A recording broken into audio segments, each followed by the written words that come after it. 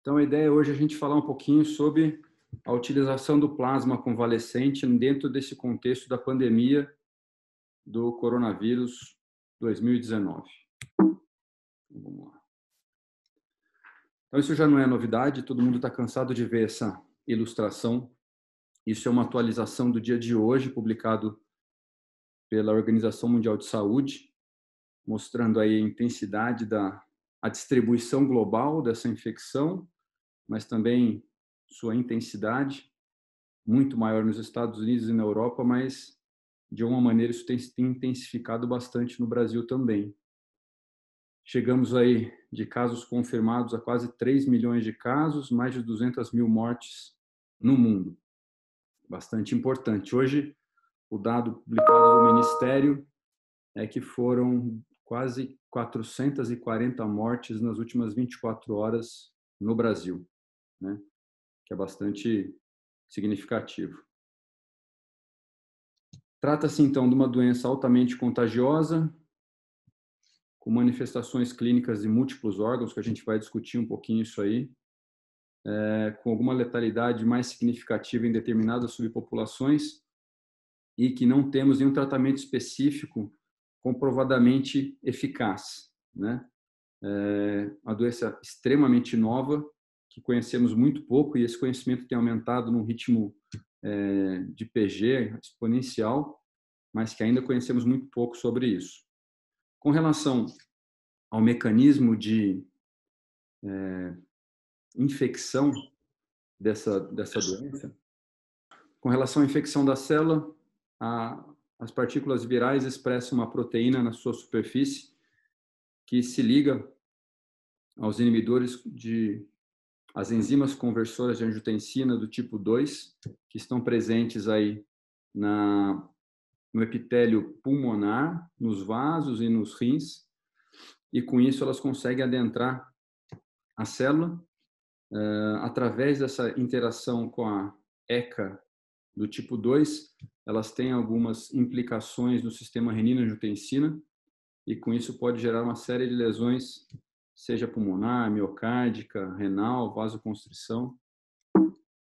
Quando a gente olha com relação às manifestações clínicas possíveis dessa doença, podemos ver que é bastante sistêmico, né? É uma doença que aborda todos os órgãos, ocasionando aí lesões cardiovasculares, arritmias, choque, hipertensão, 20% dos casos causando diarreia, úlceras de esôfago, estômago, azotemia, proteinúria, alterações da função hepática, linfopenia, plaquetopenia, dentro da área mais hematológica, menos anemia do que usual. E aí o que tem chamado bastante atenção nas últimas semanas, essa questão do impacto no sistema de coagulação, e o mais preocupante, pelo menos até o momento, a questão do quadro pulmonar, uma síndrome de angústia pulmonar grave, potencialmente grave, que tem sido, na maioria dos casos de óbito, a grande causa de óbito desses pacientes.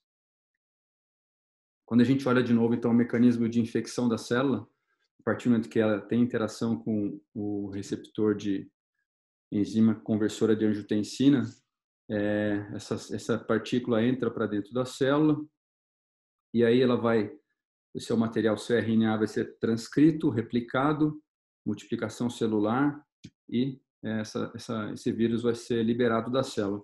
E cada uma dessas etapas, nós já temos mapeados alguns potenciais agentes que poderiam participar desse processo de controle e tratamento, e candidatos aí a medicamentos de tratamento dessa infecção. Existem, então, uma série desses agentes já em curso.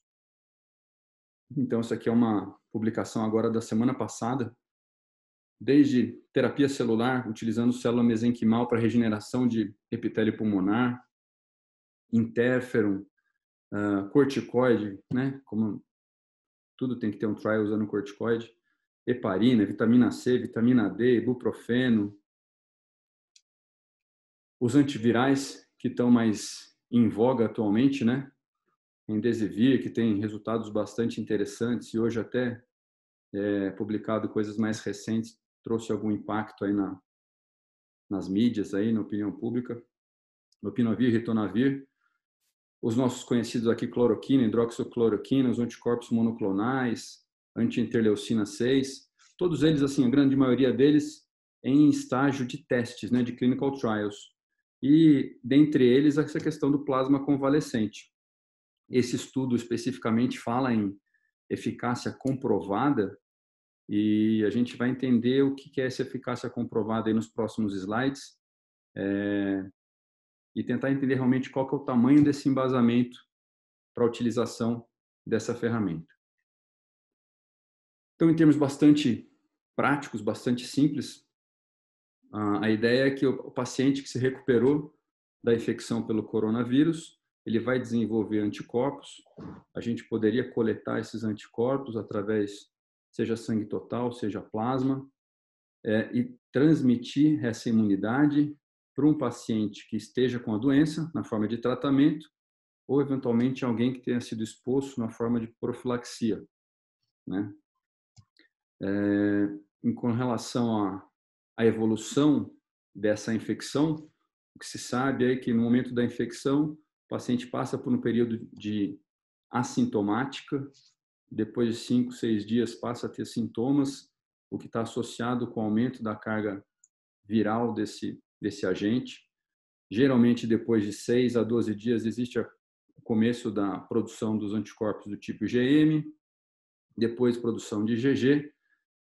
Geralmente, uma semana depois da produção de IgM, começa a ter um decréscimo da carga viral e o paciente acaba se recuperando e a gente vai ter uma IgG que vai ficar com um título mais alto por algum tempo, teoricamente conferindo algum grau de imunidade.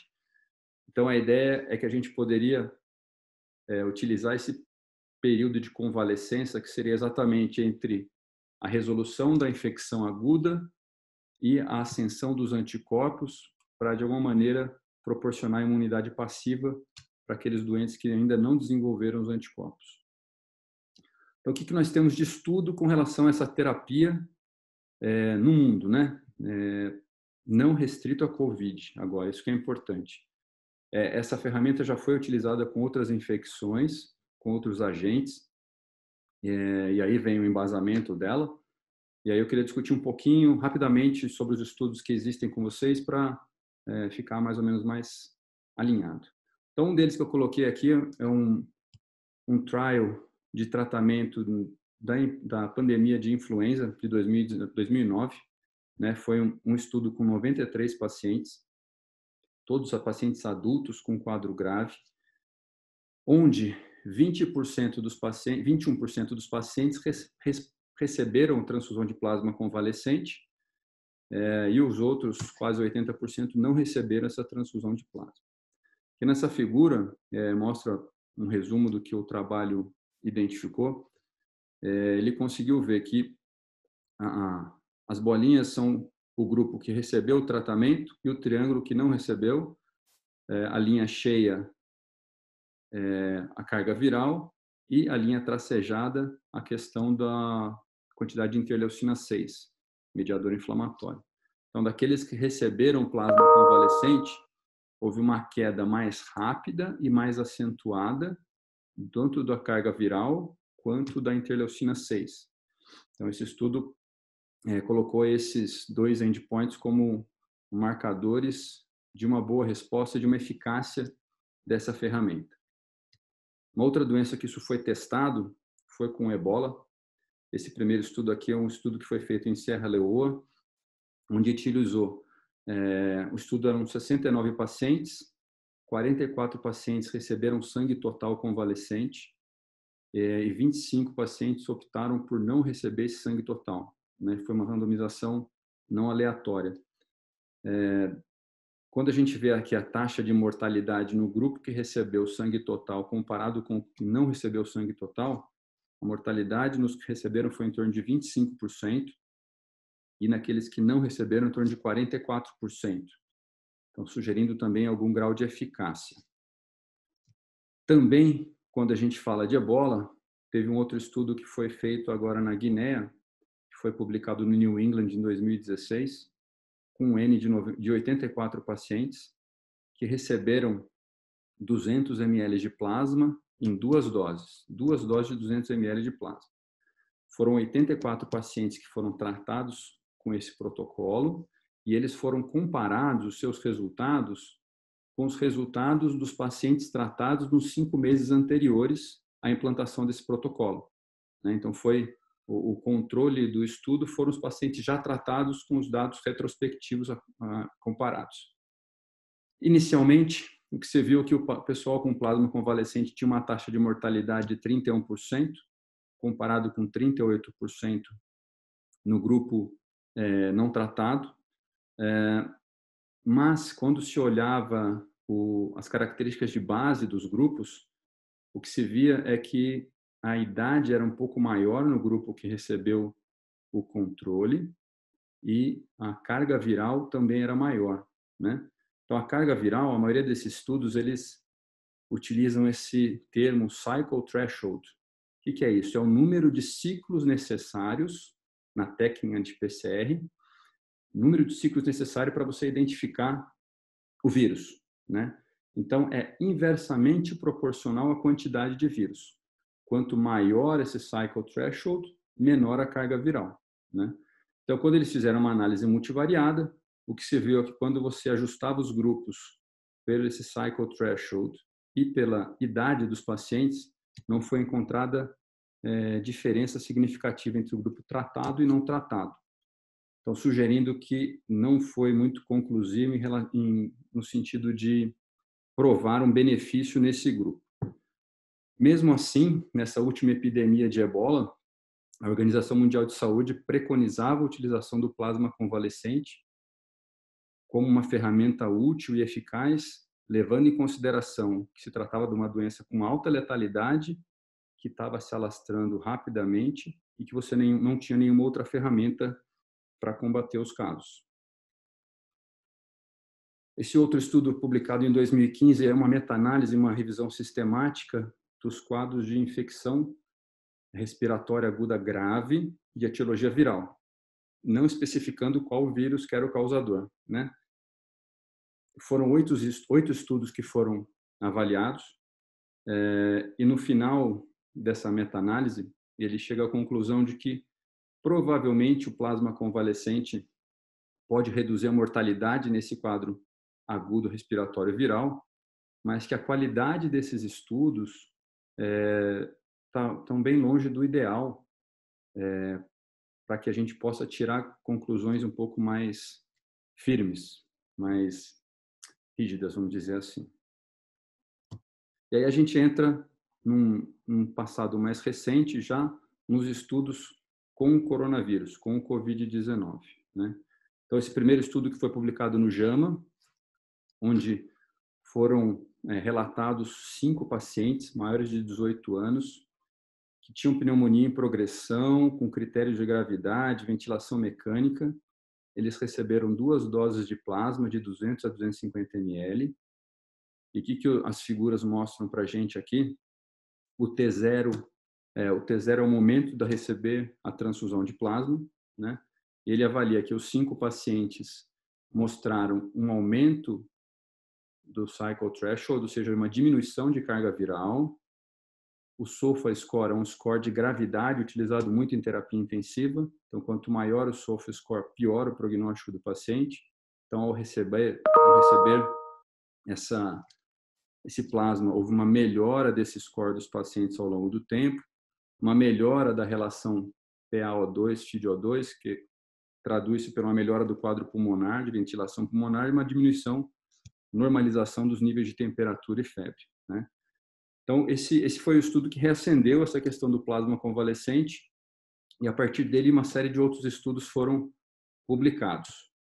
O segundo estudo que foi publicado, também na China, foi um estudo com 10 pacientes, todos adultos, com quadro pulmonar grave, onde foi utilizado uma dose única de 200 ml de plasma e que foi visto aqui, após a infusão do plasma, houve uma melhora, na grande maioria dos pacientes, do nível de proteína C reativa, melhora da linfopenia, da saturação de oxigênio, das transaminases e da bilirrubina. Então, mostrando também que essa terapia seria importante na ajuda do controle da carga viral, da neutralização desses vírus e potencialmente melhorando o desfecho clínico desses pacientes.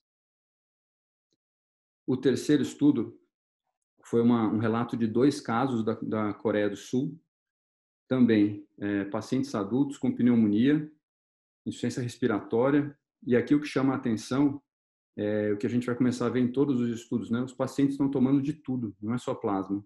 Então ele estava tomando lopinavir, ritonavir, cloroquina, corticoide, e quando era refratário a tudo isso, fazia-se uma dose de 500 ml de plasma, né?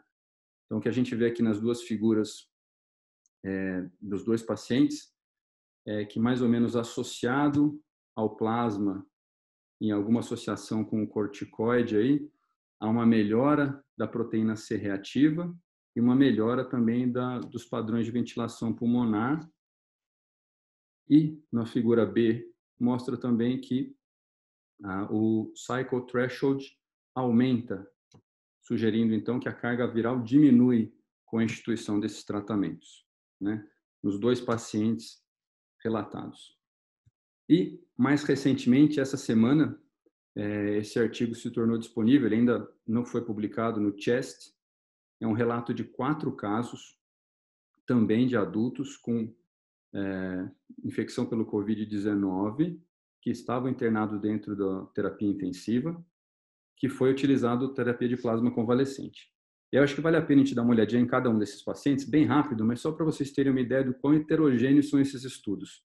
O primeiro deles, uma mulher de 69 anos, que fez uso aqui de lopinavir, ritonavir, interferon alfa, evoluiu com insuficiência respiratória, foi entubada, choque séptico, pneumorragia, e acabou recebendo uma dose de 200 ml de plasma.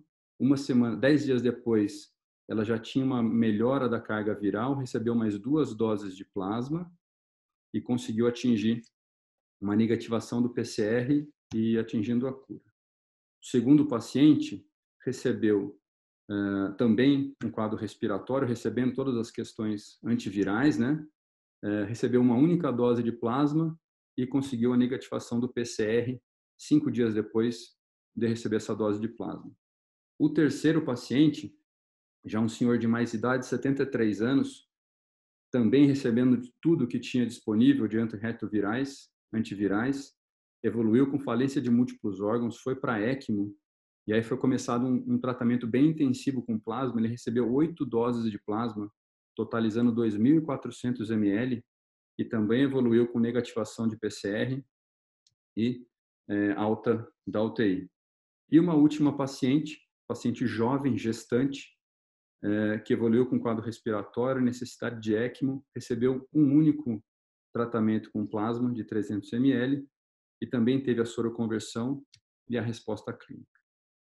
Então, todos esses 4 estudos que eu mostrei para vocês são relatos de caso de 5, 10, 4, 2 pacientes, com os grupos extremamente heterogêneos, mas que de alguma maneira mostraram que o tratamento teve algum grau de eficácia, né?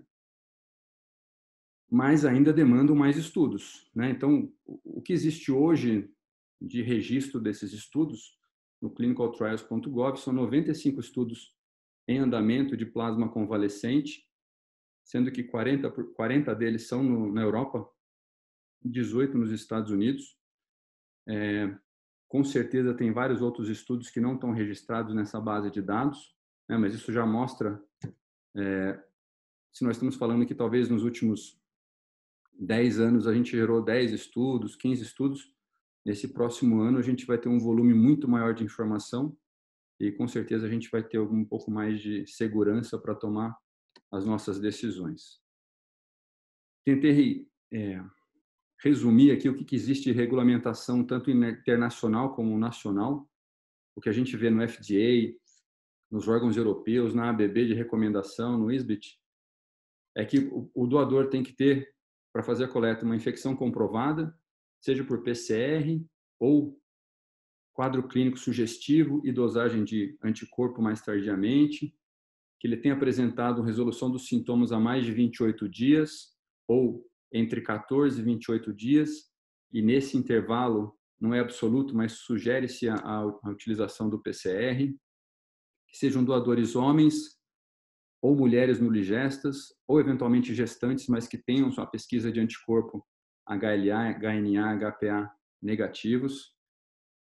A realização dos anticorpos neutralizantes é uma sugestão, mas entendendo que ele não é uma questão sine qua non para você poder fazer o tratamento, principalmente porque é um teste que não é padronizado, a gente não sabe como interpretá-lo e ele não é amplamente disponível, né?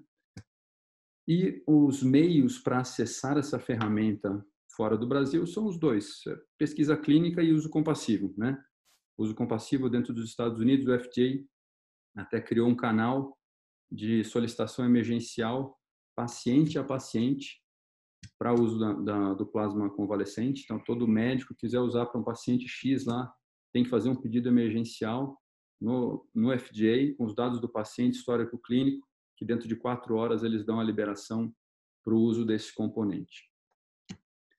No Brasil, o que nós temos de legislação, né? Com relação à coleta, a pessoa que teve infecção pelo coronavírus, ele fica inapto à doação de sangue por 30 dias, doação de sangue sensulato. Com relação ao plasma convalescente, ele pode doar o plasma entre 15 a 30 dias da recuperação, mas só deve ser produzido plasma, não deve ser produzidos outros hemocomponentes, e isso deve ser utilizado somente para a transfusão de plasma convalescente nos pacientes com coronavírus, né? Se for uma doação acima de 30 dias após recuperação, não tem nenhuma restrição, você pode produzir todos os hemocomponentes e transfundir em qualquer pessoa, não necessariamente na pessoa que tem o coronavírus. Os métodos de coleta pode ser por aférese, pode ser por sangue total, e não existe uma demanda regulamentatória de realizar os anticorpos neutralizantes, ou até a pesquisa de IgG, titulação, tendo em vista que nós não temos essa tecnologia amplamente divulgada aqui no país. Com relação ao ato transfusional, são dois pontos importantes. Pesquisa clínica, seguindo todo o trâmite normal de Anvisa, CFM, CONEP, e o CONEP tem se prontificado a fazer uma análise mais rápida nesse momento de todos esses processos, mas mesmo assim são muitos protocolos de pesquisa sendo submetidos, isso demanda um certo tempo e pessoas para poder fazer essa análise. E a questão do uso compassivo, né? O uso compassivo, então, eu até fiz transcrevi aqui um trecho da nota técnica número 19, se não me engano, exato, em que ela coloca aqui, com relação ao uso do plasma convalescente como hemocomponente, né?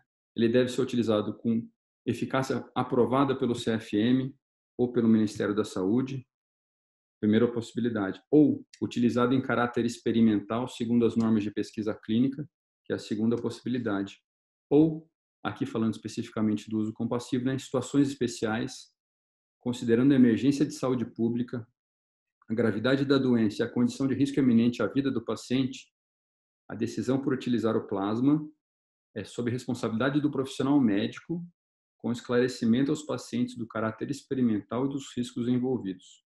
Ou seja, é uma prerrogativa do médico tomar essa decisão e ele tem essa autonomia para solicitar essa ferramenta, o plasma convalescente, fazer essa transfusão se a família e o paciente estiverem de acordo e responder perante isso aos órgãos competentes.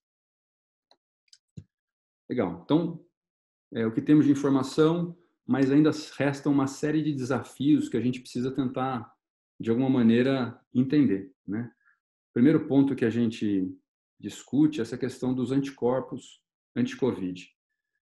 Por que em alguns lugares exigem que se tenha esse anticorpo, outros lugares não exigem, a norma brasileira não exige?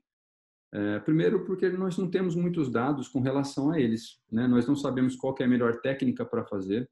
Esses exames, eles não estão padronizados e validados. Nós não sabemos se o que é mais importante é fazer o ELISAS, fazer as técnicas de anticorpo neutralizante, né? Não sabemos qual anticorpo é mais importante, se é IgM, IgG, IgA, qual que é o título que é minimamente eficaz, e não sabemos nem qual que é o melhor momento de fazer a coleta desse plasma, né, indiretamente desse anticorpo.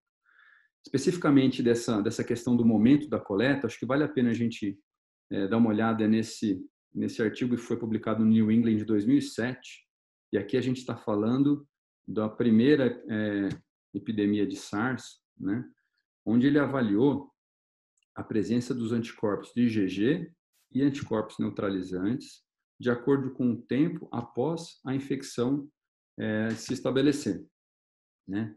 E o que a gente vê aqui? É que a primeira informação é que o pico dos anticorpos, eles não são tão precoces. Eles aconteceram aqui nesse estudo em torno de 4 meses, tanto para IgG como anticorpos neutralizantes. E ao longo do tempo, isso se mantém e depois vai tendo um decréscimo de longo prazo. Em torno de 20% dos pacientes, isso chega a sumir. Esses anticorpos chegam a ser não detectáveis, né? Mas acho que a grande informação importante aqui é que talvez a coleta com 14 dias seja diferente de uma coleta com 2 meses pós-resolução, qualitativamente, porque a afinidade do anticorpo vai aumentando, a resposta inicial você tem muito menos afinidade, talvez você tenha menos efetividade.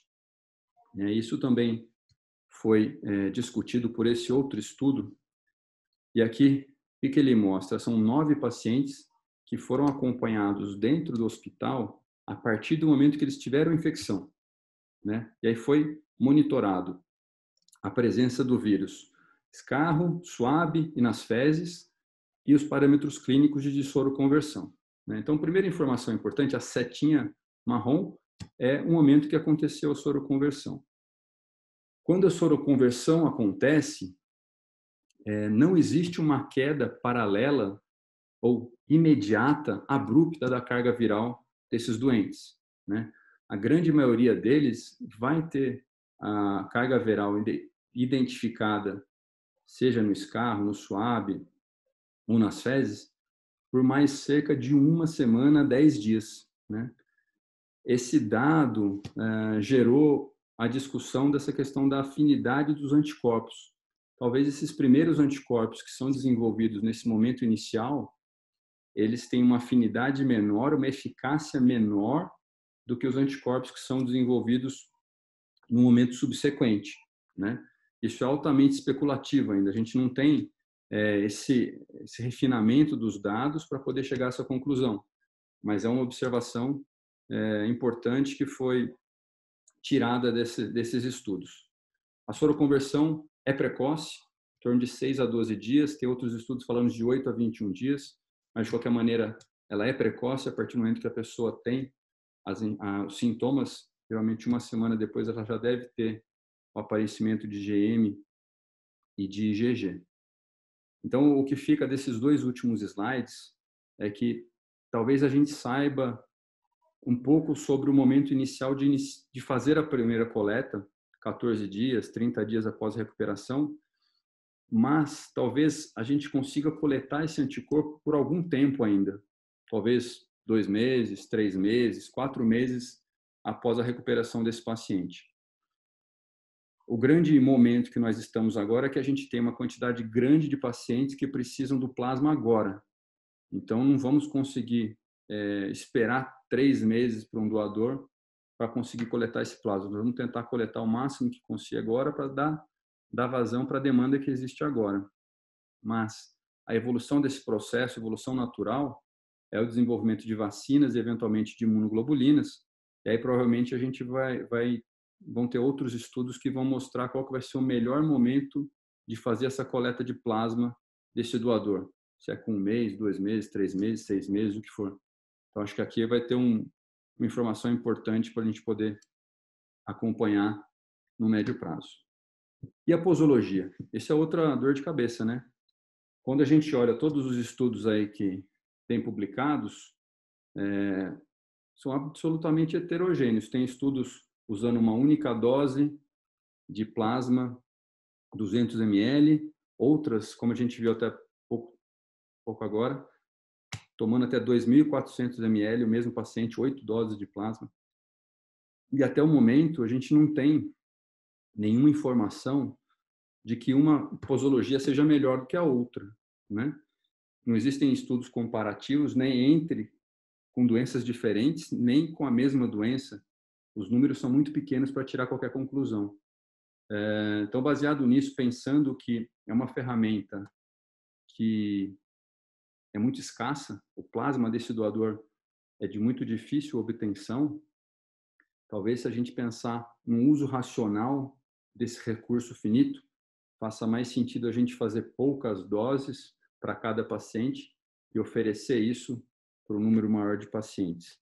Isso pensando no uso compassivo. De novo, isso não tem nenhum embasamento técnico no sentido de estudos mostrando que menor dose é melhor. Não temos esses estudos. É só baseando no fato de que é um recurso escasso e uma demanda maior do que o recurso que nós temos. E o momento de fazer essa transfusão? Bom, o que nós temos no FDA hoje para as solicitações emergenciais são aquelas situações de doença pulmonar grave, pulmonar aguda grave, de paciente com ameaça imediata de morte, né? Que é o também que está respaldado pelo nosso uso compassivo aqui no Brasil. Mas todos nós sabemos, por analogia de várias outras doenças, que o poder que nós vamos ter de ajudar esses pacientes a recuperar vai ser muito menor quanto maior for a gravidade da doença, né? Então, eventualmente, se a gente fizer uma intervenção num paciente grave que já está numa insuficiência respiratória, já está entubado, o poder de reação talvez seja X, mas se a gente conseguir atuar precocemente nesse processo, talvez a gente seja mais efetivo. Então, os estudos clínicos que estão caminhando hoje, eles estão trabalhando basicamente em 3 linhas. Primeiro, em profilaxia nas pessoas, principalmente profissionais de saúde, que são expostas ao vírus, né? Pensando que talvez você transferir imunidade, você vai evitar que elas adoeçam e tenham quadros mais graves. Segundo, nesses mesmos pacientes que já estão doentes, será que a utilização mais precoce dessa ferramenta não vai trazer melhores resultados?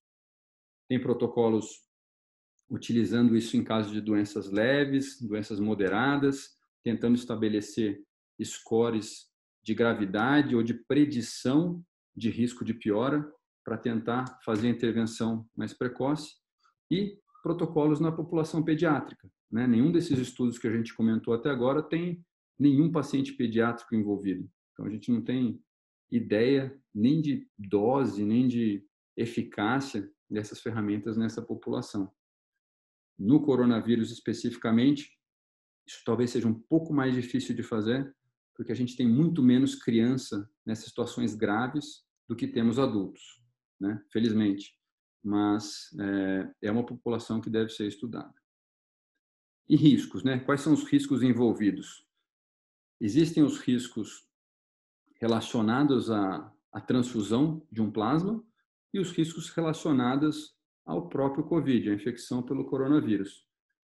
O coronavírus, até o momento, não é sabido, não existem dados que mostram que ele seja transmitido pelo sangue, então isso é positivo.